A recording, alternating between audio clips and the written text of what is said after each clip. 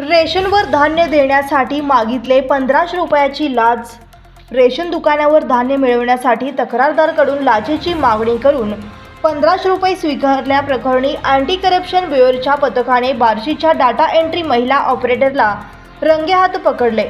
मंगळवारी सायंकाळी ही कारवाई करण्यात आली. वर्षा भगवान काळे, डाटा एंट्री ऑपरेटर, पुरवठा विभाग, तहसील कार्यालय बार्शी असे या महिलेचे नाव आहे.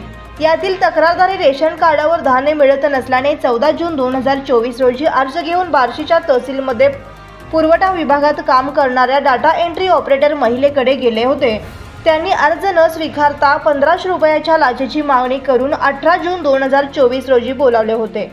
दरम्यान तक्रारदाराने लाचलुचपत प्रतिबंधक विभागाशी संपर्क करून तक्रार दिली होती. त्यानुसार मंगळवारी सापळा लावण्यात आला. पडताळणीत 1500 रुपयाची लाच स्वीकारताना नमूद आरोपीला रंगेहात पकडण्यात आल्याचे लाचलुचपत प्रतिबंधक विभागाचे पोलीस उपअधीक्षक गणेश कुंभार यांनी दिले.